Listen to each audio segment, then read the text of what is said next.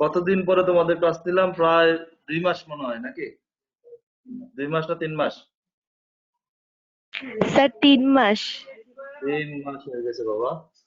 আচ্ছা, এই যে করোনা ভাইরাস একটা বৈশ্বিক মহামারীতে যাচ্ছে, তো বৈশ্বিক মহামারী হলেই যে প্রবলেমটা হয়, আমাদের ভিতরে স্ট্রেস রিঅ্যাকশন হয়, ঠিক না?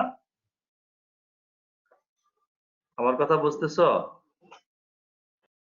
জি স্যার। স্ট্রেস জি রিঅ্যাকশন স্যার। হলে আমাদের ভিতরে দুইটা জিনিস হয়। ঘটনা ঘটার আগে হয় অ্যাংজাইটি, ঘটনা ঘটার পরে হয় ডিপ্রেশন। এই কয়েকদিন আগে কে মারা গেল বলিউড তারকা? সুশান্ত সিং রাজপুত। এই তো সুশান্ত সিং রাজপুত। উনি কোন রোগে ভুগতেছিলেন? ডিপ্রেশন। না না, বাইপোলার মুড ডিসঅর্ডার। হ্যাঁ, ডিপ্রেশনে থাকলে স্যার তো উনি কোনো বাইপোলার। চিকিৎসা করতেন না। হ্যাঁ, উনি জি স্যার। বাইপোলার মুড ডিসঅর্ডার, বর্তমানে ডিপ্রেশন ফেজে গিয়ে উনি আত্মহত্যা করছে, ঠিক তো? জি স্যার। আজকে আমাদের টপিক হচ্ছে মেজর ডিপ্রেসিভ ডিসঅর্ডার। আমি টপিকসে ঢোকার আগে তোমাদেরকে সবার আগে মুড ডিসঅর্ডার সম্পর্কে একটু ধারণা দিতে হবে, ঠিক না? রেসপন্স করবে, ঠিক তো? জি স্যার। ওকে, মুড কি? এর আগেও আমি তোমাদেরকে বলছিলাম ডেফিনেশনটা। Mood refers to a pervasive and sustained emotional state that colors the person's perception, thought and behavior. অর্থাৎ ইদানিং তোমার বাসায় থেকে লকডাউনের অবস্থায় ক্লাস নেওয়া, পরীক্ষা হবে কি হবে না, পরীক্ষার চাপ নেওয়া, সবকিছুতে ইদানিং এ তোমার মনের ভারসাম্য, কখনো বন্ধুদের সাথে চ্যাট করতে গিয়ে ভালো লাগে, কখনো খারাপ লাগে। ইদানিং একটা মনের অবস্থার নামে হচ্ছে মুড। বুঝছো আমার কথা? জি স্যার। ওকে। আর এই মুহূর্তে তুমি কেমন আছো যদি জিজ্ঞাসা করি, কেমন আছো বাবা তুমি? জি স্যার, আলহামদুলিল্লাহ ভালো স্যার। এটাকে বলা হয় এফেক্ট। মানে এই মুহূর্তের অবস্থাকে বলা হয় কি? এফেক্ট। অর্থাৎ আমি 15 দিনের ভিতরে আমার এভারেজ একটা মনের যেই গতি, এটাকে বলা হয় মুড। আর আজকে আমার মনের অবস্থাটার নাম হচ্ছে কি? এফেক্ট। তাহলে মুডের ডেফিনেশনটা তোমরা, mood refers to a pervasive and sustained emotional state that colors the person perception, thought and behavior. বুঝছো আমার কথা? মুড ডিসঅর্ডার কেন মুড ডিসঅর্ডার বলা হয়? Mood disorders are so called because one of their main features is the abnormality of the mood. যেখানে মুডের abnormality থাকবে যেই রোগে, ওইটাই মুড ডিসঅর্ডার। এটা sustained subjective feeling state which can be described by qualities such as happiness, sadness, worry, anxiety, irritability, anger, detachment, indifference.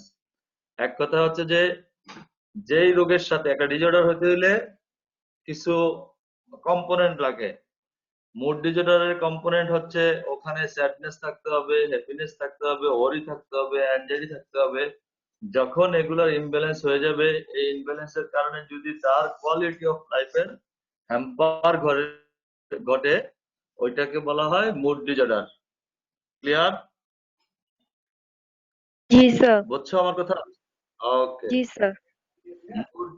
Mood যদি খুব বেশি খারাপ থাকে তাহলে এটাকে কি বলি আমরা? Depressed mood. হ্যাঁ, আর মুড যদি খুব বেশি ভালো থাকে তাহলে এই মুডটাকে কি বলি? এলিভেটেড, এক্সপানসিভ আর ইউফোরিক মুড। ঠিক তো?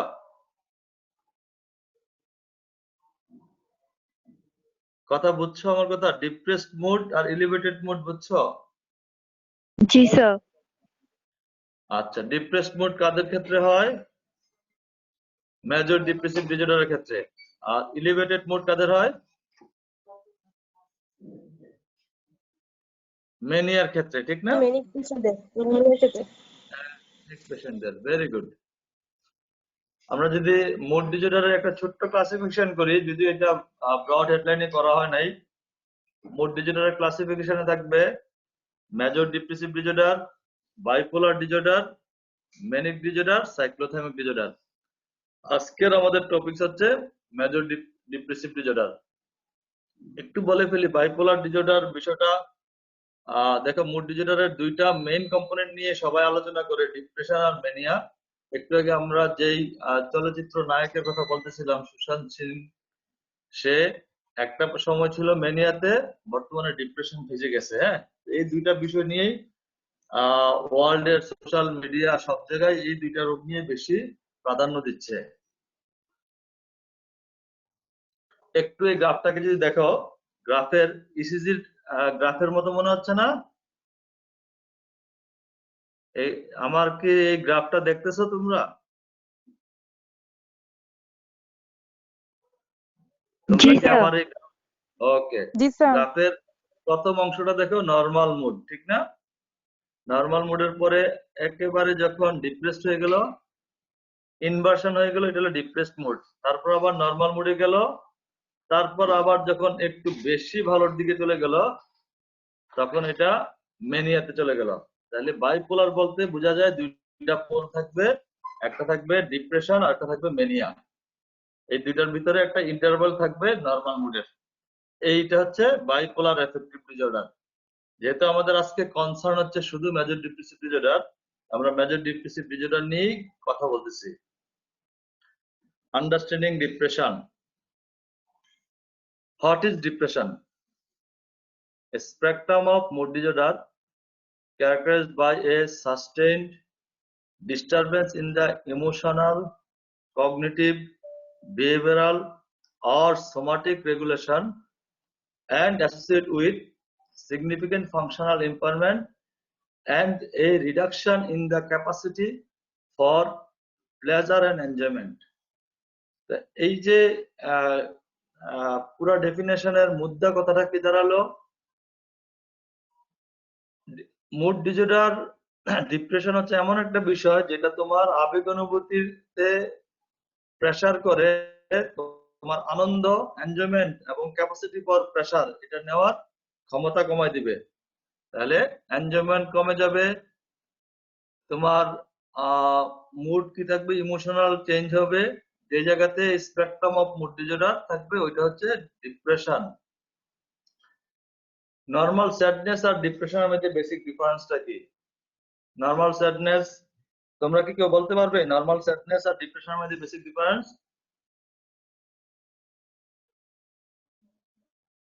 স্লাইড দেওয়া আছে, তোমাদের নিজের মতো করে।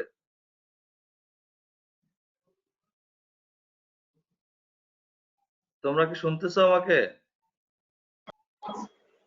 জি স্যার। আচ্ছা, এই মুহূর্তে যদি আমি তোমাদের কোনো স্যার, আমি তোমাদেরকে যদি বকা দেই অথবা তোমার আব্বা আম্মা যদি বকা দেয়, মন খারাপ হবে না? জি স্যার। এই মন খারাপটা হচ্ছে স্বাভাবিক স্যাডনেস। আর এই মন খারাপটাকে জের ধরে যদি আমি প্রতিদিন, আমাকে কেন বকা দেওয়া হলো, কেন আমার সাথে ভালো ব্যবহার করা হলো না, এটার কারণে যদি আমার দৈনন্দিন জীবনের কাজের হ্যাম্পার করে ঘটে, আমার যেই বায়োলজিক্যাল রিদম, যে সময় ঘুমানোর কথা, যেভাবে কথা বলার কথা, মানুষের সাথে মেশার কথা, ওখানে যদি প্রবলেম ঘটে, আর এটা ডিউরেশনটা যদি 2 সপ্তাহ বেশি হয়ে যায়, তাহলে এটা ডিপ্রেশন। তাহলে নর্মাল স্যাডনেসটা কি? স্যাডনেস হচ্ছে নর্মাল হিউম্যান ইমোশন, আর ডিপ্রেশনটা হবে অ্যাবনর্মাল ইমোশনাল স্টেট হবে। Sadness triggered by an event. Event কি? পেয়ার প্রেসার, বন্ধুর প্রেসার, এক্সামের প্রেসার, অথবা ব্রেকআপের প্রেসার, ভ্যারাইটিস ইস্যু হতে পারে। হ্যাঁ, আর স্যাডনেস অ্যাবাউট সামথিং।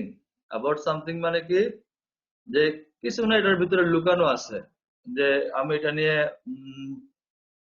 এই বিষয়টা আমার পছন্দের বিষয়, আমার পোষাই এই বিড়াল হতে পারে, কুকুর হতে পারে, ওটা ওই ও ব্যথা পাইছে, ব্যথার কারণে আমি স্যাড।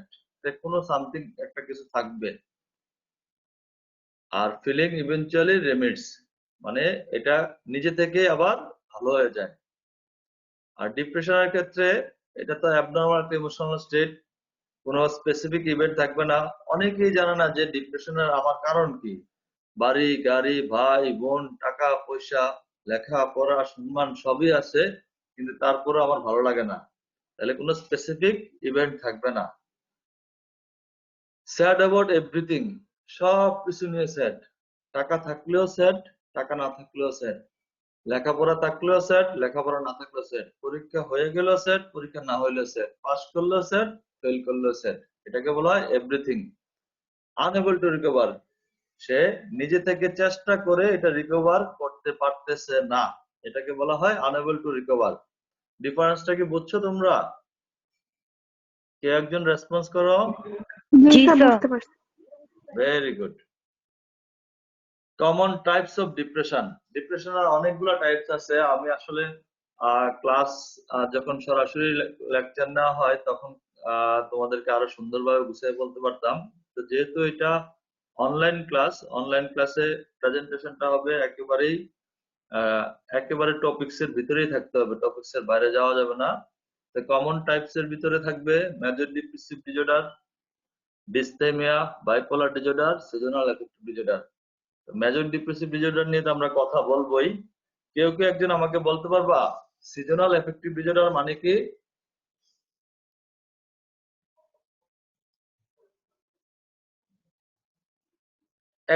কেউ একজন না বলতে পারলে বলো যে স্যার এই মুহূর্তে মনে নাই, বলতে পারবে? আচ্ছা, শীতকাল, হ্যাঁ, সকালে উৎপল স্যারের ক্লাস অথবা আমার ক্লাস অথবা যার ক্লাসে হোক, ঘুম থেকে উঠতে ইচ্ছা করতেছে না, মনে হয় যেন আরেকটু শুয়ে থাকি, কোনো কিছু ভালো লাগতেছে না, পড়তে ইচ্ছা করতেছে না। তাহলে কিছু কিছু সিজনে আমাদের মনের তারতম্য হয়। কেউ কি লাইক করে ফল লাভ করে, ফল মানে হচ্ছে কি, এটা কি বলে, ফল কোন কালে হয়? অটাম, অটামে না? কেউ রেনি সিজন পছন্দ করে, কেউ উইন্টার পছন্দ করে, আর কেউ যদি পছন্দ না করে, ওই সিজনে যে প্রবলেম হয়, অ্যাফেক্টিভ মুডের যে চেঞ্জ হয়, এটাকে বলা হয় সিজনাল অ্যাফেক্টিভ ডিসঅর্ডার। বুঝছো আমার কথা? জি স্যার। তোমরা কি আমার কথা? ওকে। ডিসথাইমিয়া বিষয়টা কি? ডিসথাইমিয়া আমি পড়াইছি এর আগে। ডিসথাইমিয়া বিষয়টা কি?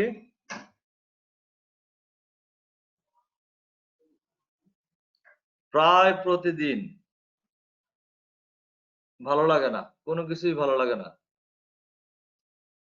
কিন্তু এই ভালো লাগাটা কখনোই মেজর ডিপ্রেসিভ ডিসঅর্ডারের ক্রাইটেরিয়া ফুলফিল করে না।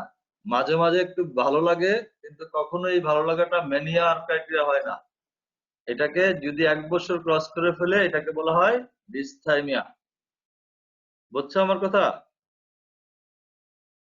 জি স্যার। কথা স্যার। শুনছো? Very good, very good. আর বাইপোলার ডিসঅর্ডার আর মেজর ডিপ্রেসিভ ডিসঅর্ডার আমরা পড়াবো, এই কারণে আমরা এই দুইটা জিনিস এখন তোমাদেরকে টপিকসে চলে যাই। মেজর ডিপ্রেসিভ ডিসঅর্ডার, এখানে diagnostic criteria for major depressive disorder according to DSM-5. DSM মানে কি? Diagnostic and Statistical Manual version 5। Diagnostic ক্রাইটেরিয়াটা তোমাদের খুব বেশি ইম্পর্টেন্ট, এই কারণে যে পরীক্ষায় বিভিন্ন কোশ্চেন আসে। এই কোশ্চেনে যেমন আমি যদি একটা কোশ্চেনের কথা বলি, এখানে লেখা আছে 55 years old man brought to the psychiatric OPD for low mood, lack of interest in activities, feeling of worthlessness for the last 1 month. He also had sleep disturbance, loss of appetite, memory impairment. What is your diagnosis? তাহলে এটা যদি জানতে হয়, আমাদের কি কি diagnostic criteria জানতে হবে না? বুঝছো আমার কথা? ডায়াগনস্টিক জি ক্রাইটেরিয়া স্যার। এটার জন্য। তো ওখানে কি লেখা আছে? 5 or more of the following symptoms have been present during the same 2 weeks period. নিচে যতগুলা এক থেকে যতগুলা আছে, 1 2 3 4 5 6 যতগুলো আছে, এর ভিতরে 5টা অথবা তার বেশি সিম্পটম থাকতে হবে। এর ভিতরে অ্যাটলিস্ট একটা সিম্পটম হতে হবে ডিপ্রেসড মুড অথবা লস অফ ইন্টারেস্ট। ডিপ্রেশনে যদি ডিপ্রেসড মুডে না থাকে, কাজের আগ্রহ যদি না না কমে, তাহলে এটা কিসের ডিপ্রেশন? তাহলে ডায়াগনস্টিক ক্রাইটেরিয়া আমি যতগুলো ক্রাইটেরিয়াই পড়বো, এর ভিতরে সবচেয়ে কমন যে দুটা জিনিস মনে রাখতে হবে, যে কোন সিনারিও যদি পরীক্ষায় আমাকে দেয়, তাহলে ওই সিনারিওতে ডিপ্রেসড মুড আর লস অফ ইন্টারেস্ট এই দুটার শব্দের কোন একটা লেখা আছে কিনা।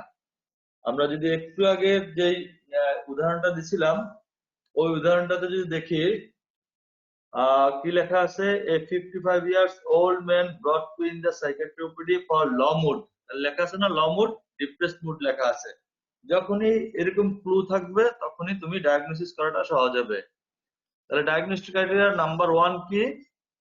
Depressed mood most of the day, nearly every day, প্রায় প্রতিদিন, as indicated by either subjective report, নিজে নিজে এটা সে বুঝতে পারবে, অথবা অবজারভেশন মেড বাই আদার্স, অথবা অন্য কেউ বলবে কিরে তুই তো তোকে তো স্বাভাবিক লাগতেছে না, তোকে একটু ডিফারেন্ট মনে হচ্ছে।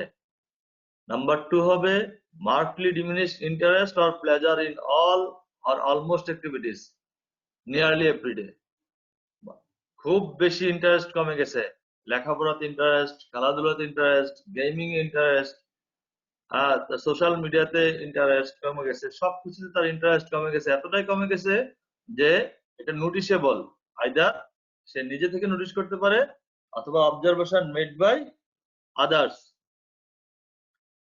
নাম্বার 3 সিগনিফিকেন্ট ওয়েটলেস হবে। তোমরা জানো যে ডিপ্রেশনের কিছু বায়োলজিক্যাল ফিচার হয়। বায়োলজি বলতে কি বোঝায়? বায়োলজি আমরা রাত্র ঘুমানোর পর থেকে আবার ঘুমানোতে যাওয়া পর্যন্ত আমাদের যে যে বিষয়গুলোতে খাওয়া দাওয়া, পেশাব পায়খানা, আমাদের চলাফেরা, অ্যাক্টিভিটি সবগুলো হচ্ছে বায়োলজি। তাহলে সিগনিফিকেন্ট ওয়েটলেস হবে। বেশিরভাগ ক্ষেত্রে ডিপ্রেস পেশেন্ট গুলো কি করে, তাদের এপিটাইটটা কি হয়, কমে যায়, সেক্ষেত্রে ওয়েটলেস হয়। কিন্তু কেউ কেউ আছে ডিপ্রেশনের কারণে খুব বেশি খায়, তাদের ক্ষেত্রে ওয়েট গেইন হতে পারে। এখানে একটা লেখা আছে, a change of more than 5% of body weight in month. তাহলে কারো যদি একটা বলার জন্য বলা, যদি 100 কেজি ওজন থাকে, 100 কেজির ভিতরে যদি এক মাসে 5%, 5 কেজি ওজন 5 কেজি কমে যায়, তাহলে এটা সিগনিফিকেন্ট মনে করতে হবে যে এটা ডিপ্রেশন অথবা কোনো তার বডি ফিজিওলজির কারণে কোথাও প্রবলেম হতে পারে।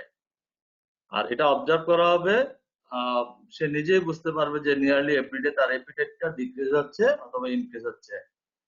নাম্বার 4 হচ্ছে ঘুম, ইনসোমনিয়া আর হাইপারসোমনিয়া। বেশিরভাগ ক্ষেত্রে ডিপ্রেশনের ক্ষেত্রে ঘুমটা আসতে দেরি হয়,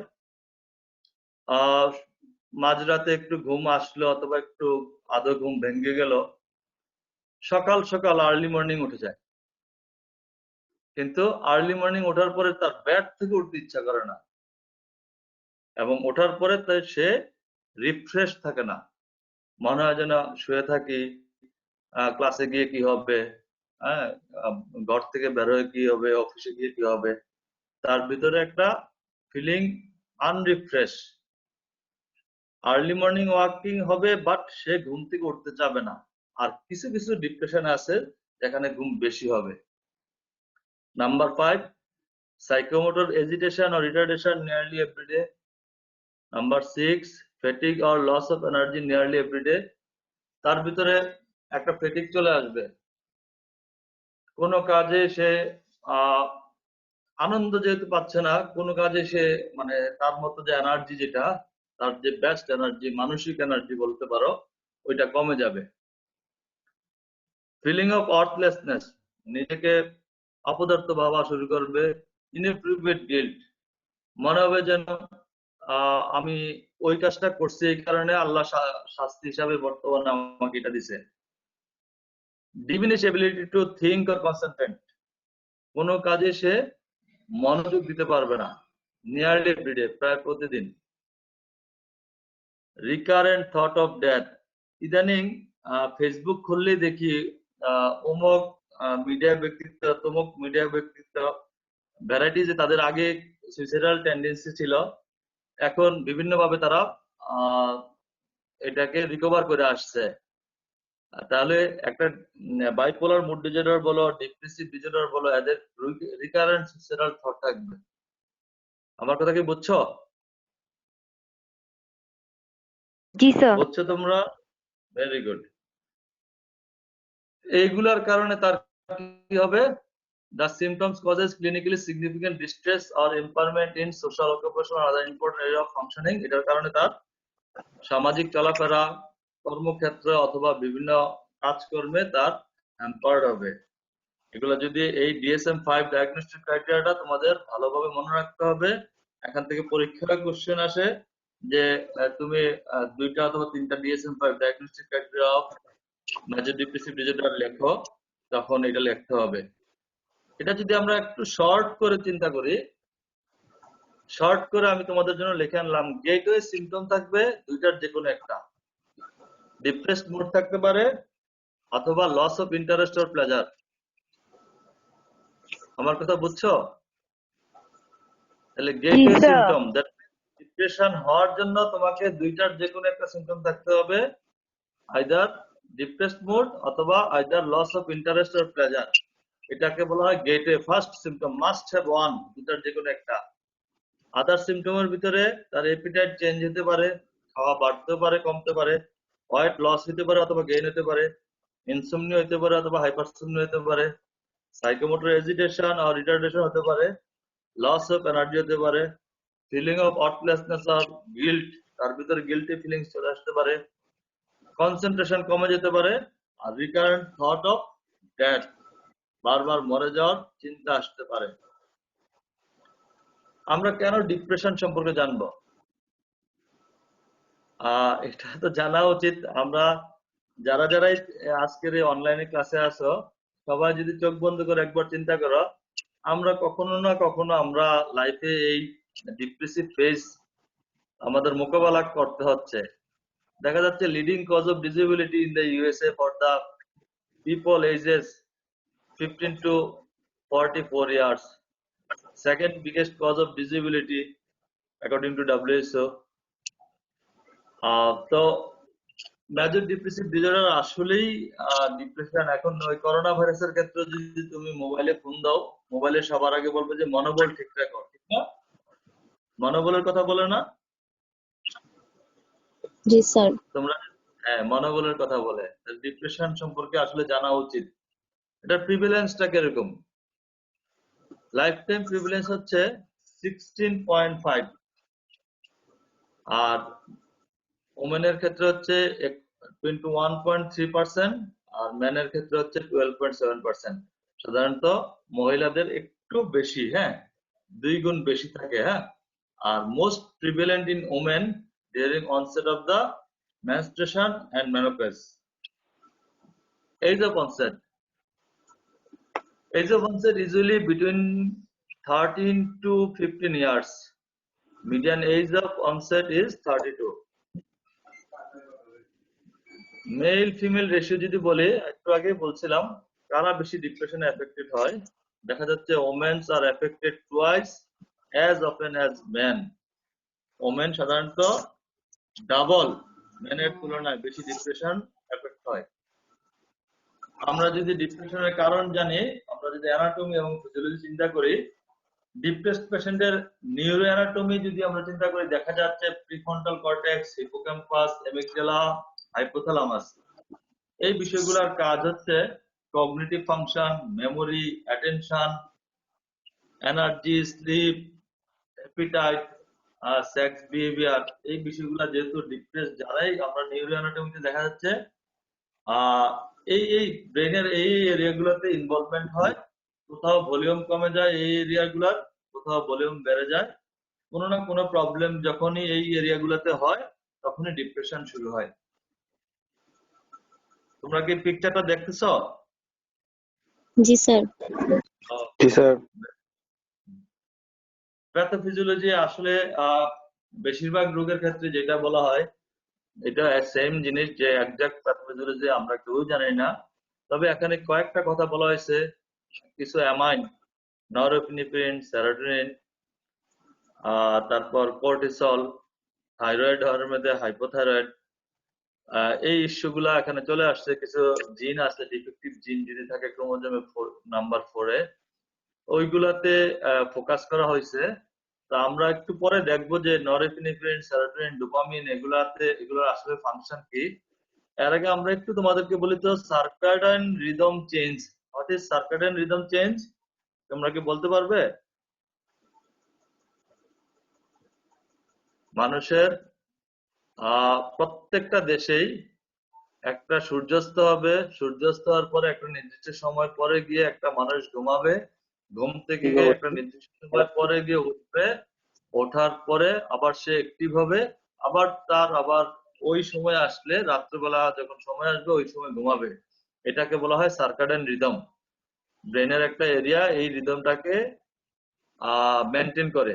যদি এই রিদমে, স্লিপ প্যাটার্নে যদি কোনো প্রবলেম হয়, এই রিদমের যদি কোনো চেঞ্জ হয়, যে সে আজকে ঢাকায়, আজকে বাংলাদেশে, কালকে সুইজারল্যান্ডে, পরশু সিঙ্গাপুরে, এরকম যদি থাকে তাহলে তার এই প্রবলেমটা হবে। অথবা আমরা যারা খুব মোবাইল ফোনে বিজি থাকি, নেটে ব্যস্ত থাকি, রাত্রে শোয়ার পরে সারা রাত্র জেগে জেগে অনলাইন গেম খেলি, তাদের সার্কাডিয়ান রিদম চেঞ্জ হয়ে যাবে, তাদের ক্ষেত্রে ডিপ্রেশন আসতে পারে। যে একটু আগে যে কথাগুলো বলছিলাম যে আমি অ্যামাইন গুলো নিয়ে একটু কথা বলবো।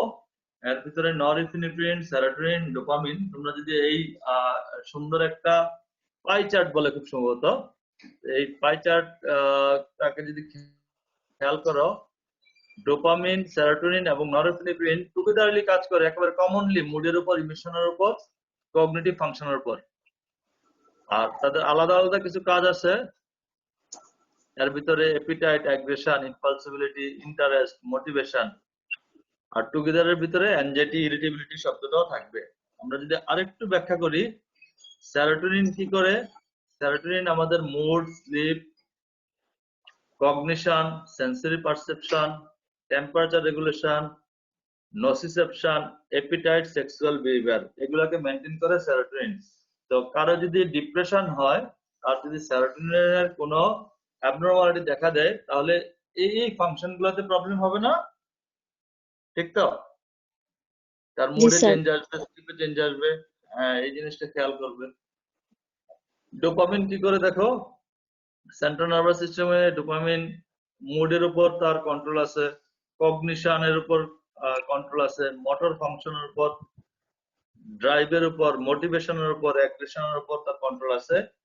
সেম থিংস কেউ যদি ডিপ্রেশন বলো, বাইপোলার মুড ডিসঅর্ডার বলো, যে কোনো অ্যাফেক্টিভ ডিসঅর্ডারে ভুগলে তার ডোপামিন যদি অ্যাবনর্মাল সিক্রেশন হয়, ইনব্যালেন্স হয়, তাহলে এই প্রবলেমগুলো তার হবে।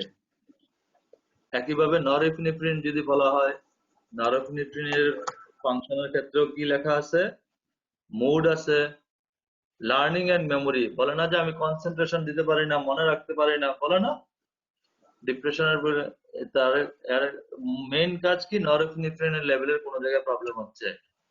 Regulation of sleep work cycle. ডিপ্রেশনের রোগীরা বলে না যে আমি রাত্রে ঘুমাইতে পারি না, ঘুম আসে না, আর্লি মর্নিং এ উঠে যায়, ওঠার পরে আমার রিফ্রেশ লাগে না। তো এটা কাজকে নরএপিনেফ্রিনের উপর তার একটা রোল প্লে করতেছে ডিপ্রেশন। হাইপোথ্যালামো পিটুইটারি অ্যাড্রিনাল এক্সিসের উপর তার একটা ইফেক্ট আছে, আর সিম্প্যাথেটিক নার্ভাস সিস্টেমের উপর একটা এফেক্ট আছে।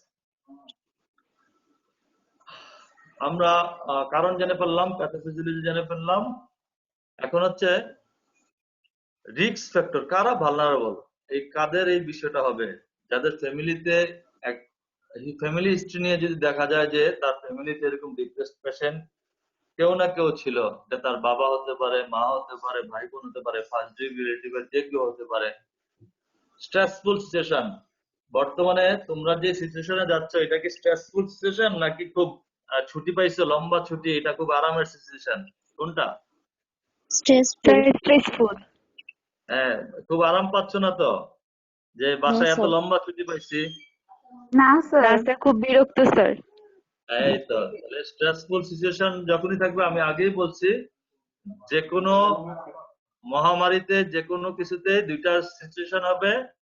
একটা হচ্ছে ঘটনা ঘটার আগে যেটা হয়, এটা হচ্ছে এনজাইটি। Stressful anxiety. এনজাইটি। আর ঘটনা ঘটার পরে, যেমন পরীক্ষা দেওয়ার আগে থাকবে অ্যাংজাইটি, পরীক্ষার পরে ডিপ্রেশন। খারাপ হয় ডিপ্রেশন। তাহলে স্ট্রেসফুল সিচুয়েশন আমাদেরকে ডিপ্রেসিভ যে কোনো সময় রিস্ক ফ্যাক্টর হিসাবে কাজ করে। ফিমেল জেন্ডার, কারো যদি একটা পেশেন্ট যদি আগে, যেমন সুশান্ত সিং এর কথা যদি বলি, সে আগে থেকেই বাইপোলার ডিসঅর্ডার ভুগত, তার কোনো আগে থেকে ডিপ্রেশনের এপিসোড ছিল কিনা যদি আমরা জানতে পারতাম, তাহলে প্রায়র এপিসোডস অফ ডিপ্রেশন।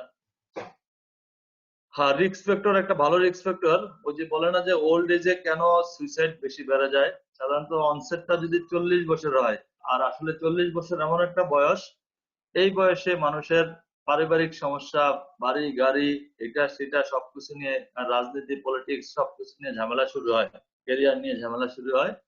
এই 40 বছর বয়সটা খুব ইম্পর্টেন্ট। মেডিকেল কোমরবিডিটি, তোমরা জানো কারো যদি ক্যান্সার হয় সে কি খুব খুশি হবে নাকি ডিপ্রেসড হবে? ডিপ্রেসড। হ্যাঁ, প্রথমে কিছুদিন অ্যাংজাইটিতে থাকবে, তারপর ডিপ্রেশনে চলে যাবে, ঠিক না? একইভাবে যদি কারো সুইসাইডাল অ্যাটেম্প, ছোটবেলায় বেশ কয়েকবার অ্যাটেম্প নিছে, মাঝখানে ভালো ছিল, সেও বেশ ভালো রিস্ক ফ্যাক্টরের ভিতরে থাকবে। কারো যদি lack of support system, that means বন্ধুরাও সাপোর্ট করে না, ভাই বোনও সাপোর্ট করে না, এলাকাবাসীও সাপোর্ট করে না, কেউ বোঝেই না যে তার যে ডিপ্রেশন আছে।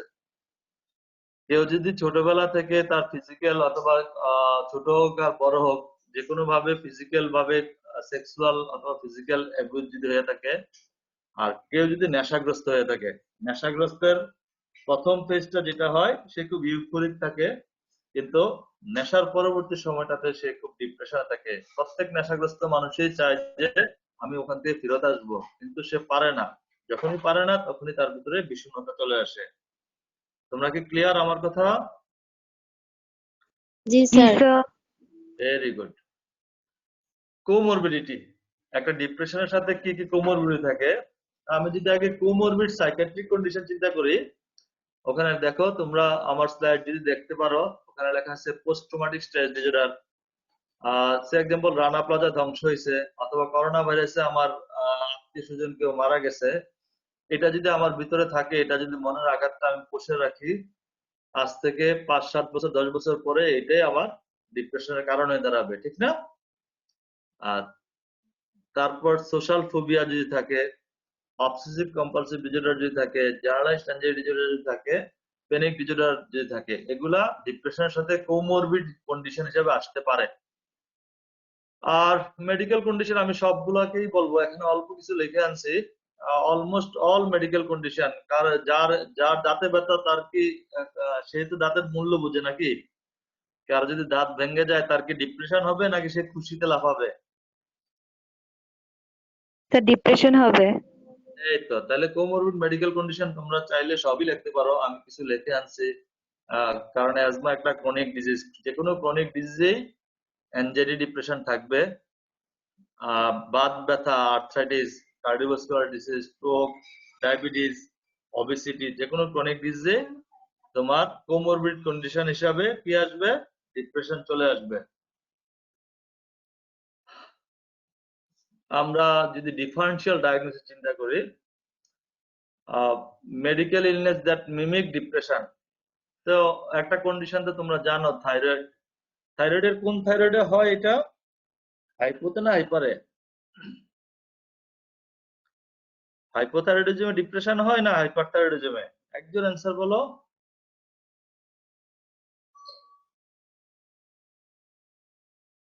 স্যার হাইপোতে। এই তো হাইপোতে, কিছুক্ষণ আগে তো বলছি। ডিফারেন্সিয়াল ডায়াগনোসিস হিসাবে ডিমেনশিয়া আসবে। Dementia has overlapping symptom. ডিমেনশিয়ার অনেকগুলা ফিচারের ভিতরে একটা ফিচার থাকে তাদের ঘুমের প্রবলেম থাকে, যেটা ডিপ্রেশনও থাকতে পারে। তাদের ইন্টারেস্ট এবং আগ্রহ, অ্যাপেথি, হ্যাঁ apathy, psychomotor retardation, sleep disturbance, এই বিষয়গুলো থাকবে। আর বিরিভমেন্ট, হোয়াট ইজ বিরিভমেন্ট? বর্তমানে তো এটা বিরিভমেন্ট নিয়ে বহুত কথাবার্তা বলা হচ্ছে। আপনজন কেউ যদি মারা যায়, মারা যাওয়ার পরে যে মনের যে অবস্থাটা হয়, এটাকে বলা হয় বিরিভমেন্ট। বুঝছো আমার কথা? জি জি স্যার। স্যার। তাহলে বিরিভমেন্টের ক্ষেত্রেও এটা একটা ডিফারেন্সিয়াল ডায়াগনোসিস হিসেবে আসতে পারে। সবকিছু তো আমরা ডায়াগনোসিস করতে পারি। হ্যাঁ, এখানে দেখা আছে can you treat hypertension without measuring blood pressure? তা আমরা ইজিলি ব্লাড প্রেশার না মেপে তো এটা করতে পারবো না। ডায়াবেটিস উইদাউট মেজারিং মানে র্যান্ডম ব্লাড সুগার অথবা হিমোগ্লোবিন A1C, ডায়াবেটিসের ক্ষেত্রে একই জিনিস। কিন্তু ডিপ্রেশন ক্ষেত্রে আমরা কি করব? ডিপ্রেশন আমরা কিভাবে বুঝবো, কিভাবে ডায়াগনোসিস করব? প্রশ্ন আসে না এরকম? জি স্যার। Very good. একটু আগে আমরা কি শিখেছিলাম? DSM-5 diagnostic criteria. তাহলে আমরা ডিপ্রেশন ডায়াগনোসিস করার জন্য দুইটা কোশ্চেন করব, at least 2 question. Have you felt down, depressed or hopeless? তাহলে কি তার ডিপ্রেশন আছে কিনা, মন খারাপ আছে কিনা একটা কোশ্চেন করব।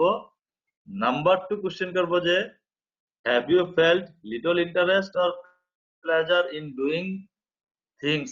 মানে ওই যে বললাম প্রথম দুইটা কি পয়েন্ট, গেটওয়ে সিম্পটম বলছিলাম না, যে depress sir. Mood, loss of interest, এই গেটওয়ে সিম্পটমের দুইটা কোশ্চেন আমরা তাকে করব। করে যদি আমরা তার ক্ষেত্রে রেজাল্ট পাই ইয়েস, তখন আমাদের কিছু স্টেপ 2 তে, এখানে দেখো স্লাইডে লেখা আছে ইয়েস এর পরে স্টেপ 2 তে আমরা কিছু স্ক্রিনিং টুল করি। স্ক্রিনিং টুলের ভিতরে অনেকগুলো স্ক্রিনিং টুল আছে, আমি 2-3টা লিখে আনছি।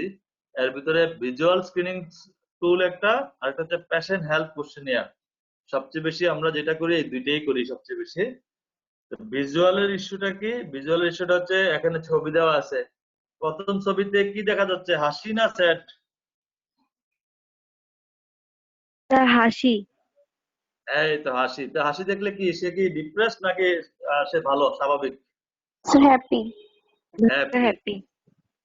তো লাস্ট ছবিতে কি দেখা যাচ্ছে, কাঁদতেছে, যে আমার বেঁচে থেকে লাভ কি, মরে যাওয়াটাই তো ভালো, নাম্বার 5 ছবিতে, ঠিক না? জি স্যার। জি স্যার। তাহলে এটা কি ডিপ্রেসড নাকি ম্যানিয়া?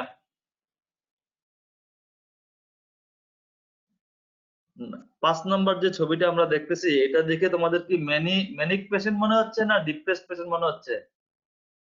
Sir depressed.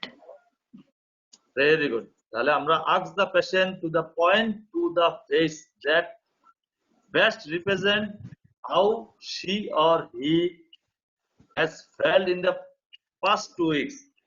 গত 2 সপ্তাহে আমরা এই ছবিটা দেখাই বলবো যে আপনার মনটা কিরকম ছিল, একটু আমাদেরকে যদি দেখাইতেন। সে যদি 0-তে হাত দেয় তাহলে সে ভালো, সে যদি 2-তে হাত দেয় আমরা কনফিউজ থাকবো যে সে হয়তো কোথাও প্রবলেম তার ছিল। 3-এ হাত দিলে, 4-এ হাত দিলে, 5-এ হাত দিলে আমরা বুঝেই বলবো যে সে ডিপ্রেশনে ভুগতেছে। ঠিক আছে? বুঝছো আমার কথা? জি স্যার। Very good. নেক্সট আমরা পেশেন্ট হেলথ কোশ্চেনিয়ার 9। এটা আমাদের জানার দরকার নাই, জাস্ট তোমাদের মনে প্রশ্ন থাকতে পারে যে স্যার পেশেন্ট হেলথ কোশ্চেনিয়ার যে বললেন স্ক্রিনিং টুল ডিপ্রেশন ও ডায়াগনোসিস করার জন্য কাজে লাগে, আমরা একটা এরকম একটা কাগজ তাদেরকে দিয়ে দেই, অথবা আমরা নিজেরাই এটা ভরাট করি। ওখানে একটা স্কোরিং হয়, ওই স্কোরিং থেকে আমরা মাইল্ড, মডারেট, সিভিয়ার ডিপ্রেশন অথবা ডিপ্রেশন নাই কিনা এটা ডায়াগনোসিস করি। ঠিক আছে? তারপর দেখো আমরা ডায়াগনোসিস হয়ে গেল, ডায়াগনোসিস হওয়ার পরে থাকবে কি ট্রিটমেন্ট, ঠিক না? জি স্যার। তোমরা এই তো স্টেপস ইন ট্রিটিং ডিপ্রেশন, আমরা 3টা স্টেপস বলি।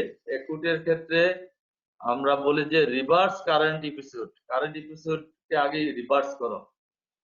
তারপর prevent A relapse, continue treatment for 6 month, relapse যাতে না হয়, পুনরায় যাতে না হয়, ট্রিটমেন্টটা কন্টিনিউ করতে হবে। আর মেইনটেনেন্স এর ক্ষেত্রে যাতে রিকারেন্স না হয়, কারো কারো ক্ষেত্রে লম্বা সময়, এটা এখানে 3 বছর বইয়ে লেখা আছে, 3 বছর অথবা লঙ্গার, এটা লাইফ লং হতে পারে। হ্যাঁ, আর টাইপস অফ ট্রিটমেন্ট মডালিটি হচ্ছে সাইকোথেরাপি, ফার্মাকোথেরাপি, আর হচ্ছে ইলেকট্রোকনভালসিভ থেরাপি। কি বলছি? Psychotherapy, pharmacotherapy, electroconvulsive therapy. Psychotherapy, এটা আমি মনে হয় তোমাদেরকে প্রত্যেকটা ক্লাসে এই 3টা শব্দ ব্যবহার করছি, সাইকোথেরাপি, ফার্মাকোথেরাপি, এই 2টা শব্দ ব্যবহার করছি না আমি ক্লাসে? জি স্যার। হ্যাঁ, তোমাদের জন্য যাতে ইজি হয়, ট্রিটমেন্ট গুলা শিখতে তোমাদের সমস্যা না হয়। সাইকোথেরাপির ক্ষেত্রে আমি সবসময় কমন কথাগুলো বলে গেছি, আজকেও লেকচারে কমন কথা। এখানে আরো অনেক প্রবলেম বেসড তোমার সাইকোথেরাপির কথা লেখা যেতে পারতো, কিন্তু পরীক্ষার জন্য মনে হয় না এতটুকু দরকার। তাহলে ইন্ডিভিজুয়াল কি কি সাইকোথেরাপি, কগনিটিভ বিহেভিয়ার থেরাপি থাকতে পারে, ইন্টারপার্সোনাল থেরাপি থাকতে পারে, প্রবলেম সলভিং থেরাপি থাকতে পারে। কগনিশন মানে রোগীকে বোঝানো, আর ইন্টারপার্সোনাল তার সাথে মিশে তার প্রবলেমটা কি এটা আইডেন্টিফাই করে তাকে যে থেরাপি দেওয়া হয়। আর প্রবলেম সলভিং হচ্ছে পারিবারিক যে সমস্যা হচ্ছে ওইটা কিভাবে সমাধান করে দিয়ে রোগীকে ওই রোগ থেকে আমরা ওই যে বলে না যে সুশান্তের ক্ষেত্রে হচ্ছে প্রবলেম কি ছিল, তার 14 কোটি টাকার কি ফিল্মের চলে গেছে, জস্টাস ফিল্ম অথবা বিভিন্ন ফিল্ম তার হাতছাড়া হয়ে গেছে, এগুলো যদি তার প্রবলেম সলভ করে ফেলতে পারতাম তাহলে তার এই প্রবলেম হইতো না, এটা ধারণা করা হয়। এটাকে বলা হয় প্রবলেম সলভিং থেরাপি। ঠিক আছে, জি স্যার। Very good. ফার্মাকোলজিক্যাল ট্রিটমেন্টে যেগুলোর নাম একেবারে না জানলে নয়, এসএসআরআই আমরা মোস্ট কমনলি ব্যবহার করি। কয়েকটা নাম আমি লিখে আনছি, এগুলো অনেকগুলো নাম আছে। ফ্লুক্সিটিন, সার্টালিন, প্যারাক্সিটিন, ফ্লুবাক্সামিন, সিটালোপ্রাম, এসিটালোপ্রাম। তো এই যে এসএসআরআই কথা বললাম, পরীক্ষায় কিন্তু তোমাদের এরকম কোশ্চেন থাকে, name two SSRI, name 3 SSRI, এগুলো লেখা থাকে। SNRI, serotonin and noradrenaline reuptake inhibitor লেখা আছে, ভ্যানলাপ্লাক্সিন, ডুলোক্সিটিন, ট্রাইসাইক্লিক অ্যান্টিডিপ্রেসেন্ট, এমিডিপ্টালিন, নরট্রিপ্টালিন, মিটাজিপিন আদার্সে লেখা আছে, কিন্তু মিটাজিপিন ওই যে নাসা গ্রুপে, নাসা হচ্ছে NAASA একটা গ্রুপ আছে, নরডারিন এন্ড কি জানি সেরোটোনিন, খুব সহজে এরকম টাইপের একটা রিসেপ্টর ব্লকার আছে, মিটাজেপিন খুব ওয়াইডলি ইউজ করি আমরা। হ্যাঁ, এই মুহূর্তে আমার মনে পড়তেছে না। ইসিটি, ইলেকট্রোকনভালসিভ থেরাপি, আমরা বেশিরভাগই এটা বাংলা সিনেমায় দেখি, দেয় না, শক দেয় না, পুলিশ যখন ইয়াতে নিয়ে যায়, কারাগারে নিয়ে যায় নায়ক রে, তখন গিয়ে মাথায় শক দেয় না। জি স্যার। এইটা হচ্ছে ইলেকট্রোকনভালসিভ থেরাপি। ইলেকট্রোকনভালসিভ থেরাপি আসলে খুব effective treatment for major depressive disorder and mania. First line treatment for patient at serious risk for suicide, life threatening poor intake, মানে সে খায় না, খাবে না, এরকম যদি হয়ে থাকে, হ্যাঁ, তাদের ক্ষেত্রে শকের বিষয়টা খুব ভালো কাজ করে।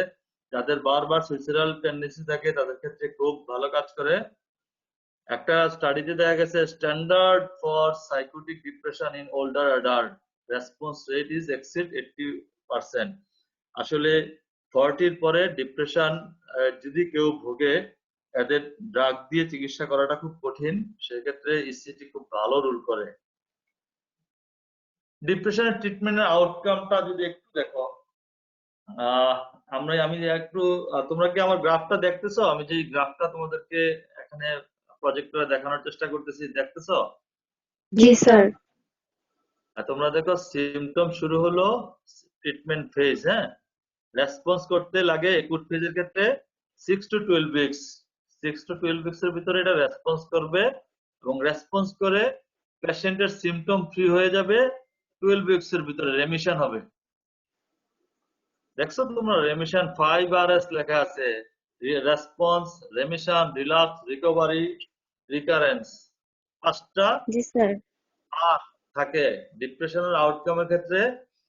ড্রাগ দেওয়ার পরে অথবা সাইকোথেরাপি দেওয়ার পরে অথবা কম্বিনেশন অফ ড্রাগ আর সাইকোথেরাপি অথবা কম্বিনেশন ড্রাগ সাইকোথেরাপি ইসিটি দেওয়ার পরে পেশেন্ট রেসপন্স করতে 6 থেকে 12 সপ্তাহ সময় লাগে, এবং রিকভারি মানে তার রেমিশন, তার সিমটম ফ্রি হইতে 12 সপ্তাহের মতো সময় লাগে। এর ভিতরে সে আবার রিল্যাপস হয়ে যেতে পারে। রিল্যাপস মানে পুনরায় আবার ডিপ্রেশনে পড়ে যেতে পারে। এই তখন আবার চিকিৎসা শুরু করলে 4 থেকে 9 মাসের ভিতরে কন্টিনিউশন ফেজের ভিতরে গিয়ে 9 মাসের ভিতরে গিয়ে সে রিকভারি হবে। রিকভারি ফেজ যখন 9 মাসের ভিতরে হয়ে গেল, আবার যদি তার যদি লাইফ ইভেন্ট অথবা ওষুধপত্র অথবা তার স্ট্রেসফুল কন্ডিশনকে যদি আমরা রিমুভ না করতে পারি, তাহলে 1 বছরের মাথায় গিয়ে মেইনটেনেন্স যে পিরিয়ড, ওখানে আবার রিকারেন্স হতে পারে। এই ছকটা সবাই বুঝছো? 5টা আর জি স্যার। ভাইবার জন্য ভালো কোশ্চেন, যে ট্রিটমেন্ট আউটকাম অফ ডিপ্রেশন, তোমাদের বলতে হবে যে ট্রিটমেন্ট আউটকাম স্যার 5টা ভাবে হইতে পারে। রেসপন্স হতে পারে, রেমিশন হতে পারে, রিল্যাপস হতে পারে, রিকভারি হতে পারে, রিকারেন্স হতে পারে। এটা ভালোভাবে খেয়াল করবে, হ্যাঁ। আর পরীক্ষায় যদি এই কোশ্চেনটা আসে, এইটা তো আঁকাটা খুব একটা কঠিন না মনে হয়। খুব কঠিন হবে নাকি আঁকাটা? না স্যার। Very good. রুগীকে আমরা কখন ফলো আপে আসতে বলি? আমরা বলি যে মাইল্ড ডিপ্রেশনের ক্ষেত্রে মান্থলি ফলো আপ আসার জন্য। এখানে ওই যে একটু আগে স্কেল স্ক্রিনিং টুল যে দেখাইলাম, PH-9 স্কোর যদি এত থাকে, ওইটা ভুলে যাও, মাইল্ড শুধু মনে রাখো। মাইল্ড ডিপ্রেশনের ক্ষেত্রে মান্থলি আসবে। মডারেট ডিপ্রেশনের ক্ষেত্রে 2 to 4 উইকলি আসবে, এভরি 2 to 4 উইক, প্রত্যেক 2 থেকে 4 সপ্তাহ পর পর আসবে। আর সিভিয়ার ডিপ্রেশনের ক্ষেত্রে এভরি 2 উইকলি ডক্টরের কাছে ফলো আপে আসবে। How long should clinician treat depressed patient with drug? প্রশ্ন আসে না যে স্যার কতদিন ওষুধ খেতে হইব, এরকম হইতে পারে না প্রশ্ন? জি স্যার। তাহলে ফার্স্ট ইপিসোড যখনই রোগীর এই ডিপ্রেশন ধরা পড়বে, ধরা পড়ার পরে ওষুধ শুরু করার মাথায় treatment may take 1 to 7 months until remission. তাহলে 1 মাস থেকে 7 মান্থ লাগতে পারে। আমরা 6 উইকস একটু আগে দেখছিলাম, তোমাদের মনে আছে কিনা জানি না, একটু আগে যে গ্রাফটা দেখেছিলাম, ওখানে গ্রাফটাতে দেখো 6 to 12 উইকস লেখা আছে না রেমিশন হইতে? রেমিশন জি হইতে স্যার। 6 to 12 weeks. তাহলে সেক্ষেত্রে 1 to 7 মান্থ, এটা হতে পারে 6 উইকস, এটা হতে পারে 12 মান্থ, 12 উইকস, হ্যাঁ, যে কোনো সময় হতে পারে। রেসপন্স করার পরে ড্রাগটা কন্টিনিউ করবো আমরা 4 to 9 মান্থ পর্যন্ত, কারো কারো ক্ষেত্রে একেবারে 1 বছর পর্যন্ত। আর মাল্টিপল এপিসোড যদি হয় ডিপ্রেশন, কিছুদিন ভালো থাকে, খুব ঘন ঘনই সে ডিপ্রেশনে পড়ে যায়, তাহলে এটা আমি অনেক ক্ষেত্রেই দেখা যাচ্ছে লাইফ লং হতে পারে, হ্যাঁ। আর ওল্ডার পেশেন্টের ক্ষেত্রে বেশিরভাগ ক্ষেত্রে লাইফ লং, কারো কারো ক্ষেত্রে 2 বছর ট্রিটমেন্ট করতে হয়। ডায়াবেটিসের রোগীর চিকিৎসা কতদিন করে? একটা ডায়াবেটিসের পেশেন্ট ডায়াবেটিস থাকলে কতদিন চিকিৎসা করে? Sir life long. Life long. তাহলে ক্রনিক অনেক ডিজিজের মতো ডিপ্রেশনের চিকিৎসাও লাইফ লং হইতে পারে, এটা অস্বাভাবিক কোনো বিষয় না। ডিপ্রেসড পেশেন্টের ক্লিনিক্যাল কনসিকুয়েন্স কি হয়? কোন যে কারণে সুশান্ত সিং রাজপুত্র আত্মহত্যা করছে, ওদের কগনিটিভ ফাংশনটাতে খুব প্রবলেম হয়। হ্যাঁ, cognitive dysfunction in depression is common. এটা যদি হয় ইম্পায়ার্ড এবিলিটি টু কনসেন্ট্রেট, কনসেন্ট্রেশন করতে পারবে না, ডিফিকাল্ট উইথ মেমোরি, ফরগেটফুল হবে, প্রবলেম উইথ প্ল্যানিং, প্ল্যানিং করতে পারবে না, স্লোনেস ইন রেসপন্স, রেসপন্ডিং, তাহলে রেসপন্ড করতে খুব স্লো হয়ে যাবে, সে কোনো কিছুতে রেসপন্ড করবে না। এটা খুব ইম্পর্টেন্ট, পরীক্ষায় কোশ্চেন আসে ক্লিনিক্যাল কনসিকুয়েন্স কি হতে পারে। ফাইনালি যদি clinical course in major depressive disorder কি হয়, আস্তে আস্তে সে সমাজ থেকে আলাদা হয়ে যায়, বন্ধু বান্ধবের কাছ থেকে আলাদা হয়ে যায়, কর্মক্ষেত্র থেকে আলাদা হয়ে যায়, সে ডিসেবল হয়ে যায়। আর যখন ডিসেবল হয়ে যায় তখন তার increase use of health care resource, মানে ওষুধপত্র এটা সেটা সব বেশি লাগে, তার মরবিডিটি এবং মর্টালিটি বাড়তে থাকে, কোয়ালিটি অফ লাইফটা ডিক্রিজড হয়, আলটিমেটলি কি হয় বলো তোমরা? স্যার সুইসাইডাল অ্যাটেম্প্ট করে স্যার। সুইসাইড হয় আলটিমেটলি, হ্যাঁ, সুইসাইড হয়। তাহলে সুইসাইড নিয়ে আজকে কথা বলবো না, সুইসাইড হয় এটা জানো। আমরা আমরা যদি একটা কোশ্চেন এরকম ভাবে পরীক্ষায় আসে, এটার উত্তরটা কি হবে আমাকে একটু বলো তো দেখি। এ 30 ইয়ার্স, তোমরা শুনতেছো? হ্যাঁ, a 30 years male presented with loss of interest in doing daily work, decreased sleep with early morning walking and fatigue for 4 months. তাহলে what is your diagnosis?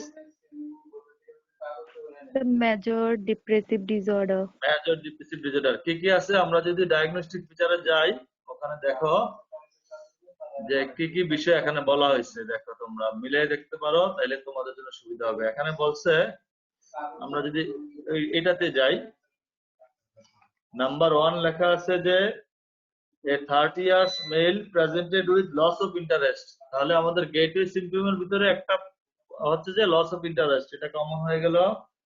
তারপর কি ডিক্রিজ স্লিপ, এখানে লেখা আছে ইনসোমনিয়া আর হাইপারসোমনিয়া। ডিক্রিজ স্লিপ আছে with early morning walking, আর ফেটিক লেখা আছে। ওই যে ফেটিক শব্দটা খুব সম্ভবত ওই জায়গায় লেখা আছে, ফেটিক লেখা আছে, ওই যে আমরা এখানে বলছিলাম, এখানে আছে দেখো ফেটিক নাম্বার 6 এ লেখা আছে ফেটিক আর লস অফ এনার্জি। তাহলে ডায়াগনোসিস মেজর ডিপ্রেসিভ ডিসঅর্ডার, ঠিক না? জি স্যার। আচ্ছা, এখানে যদি বলা হয় what classes of drug to treat the condition, বলো তো দেখি। আমি একটু আগে কয়েকটা ড্রাগের নাম বলছিলাম, pharmacotherapy. Selective serotonin rehydrate inhibitor. Reuptake inhibitor, SSRI হতে পারে, টিসিএ হতে পারে, এসএনআরআই হতে পারে, নাসা গ্রুপের ড্রাগ হতে পারে, ঠিক না? ঠিক তো? জি স্যার। জি স্যার। কোশ্চেন তোমার যদি এরকম আসে, a 55 years old widow was brought to the emergency department with attempt hanging, তার মানে কি সুইসাইডাল টেন্ডেন্সি আছে, মানে তার সুইসাইড অ্যাটেম্প্ট করছে।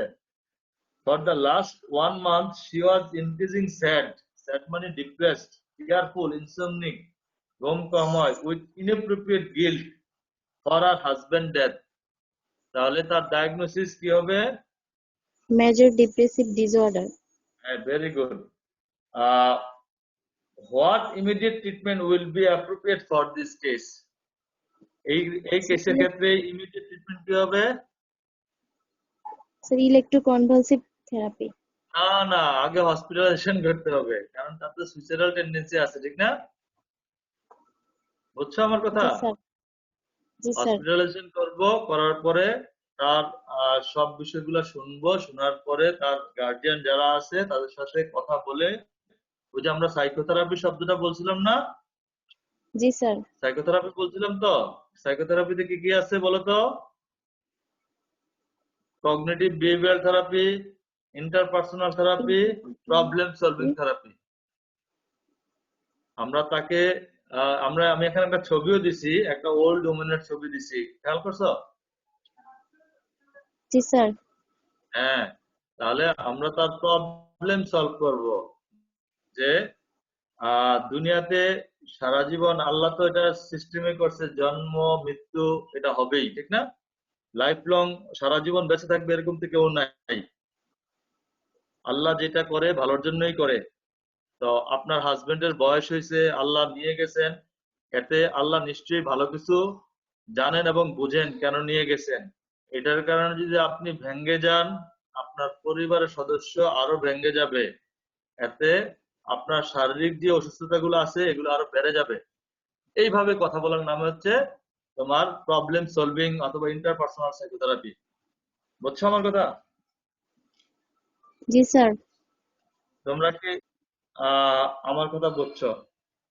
এখন বলো, আমার ক্লাস অলরেডি শেষ, কোনো কোশ্চেন থাকলে আমাকে বলো।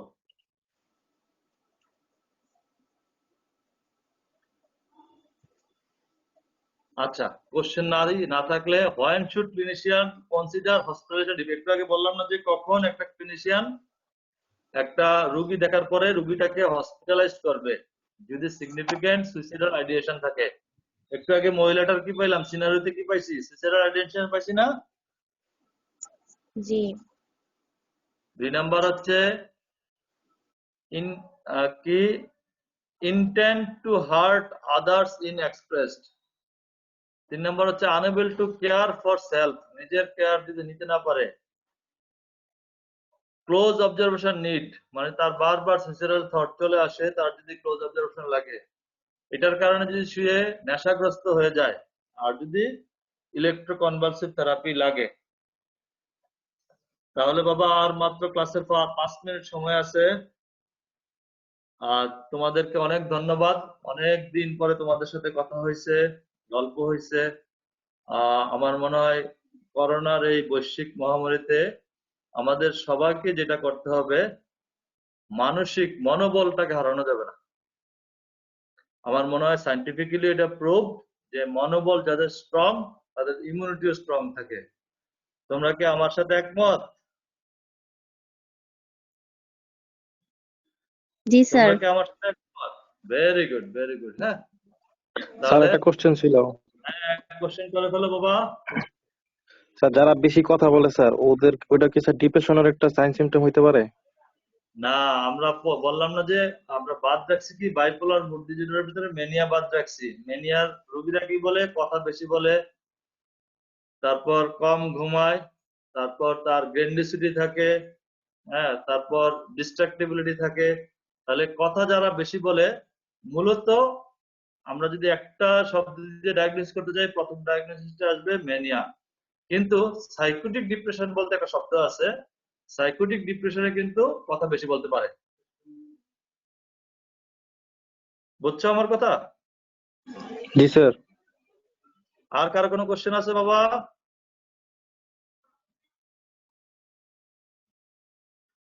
কোশ্চেন না থাকলে আমি রেখে দেব। কোশ্চেন আছে? একজন বলো যে না থাকলে বলো যে নাই।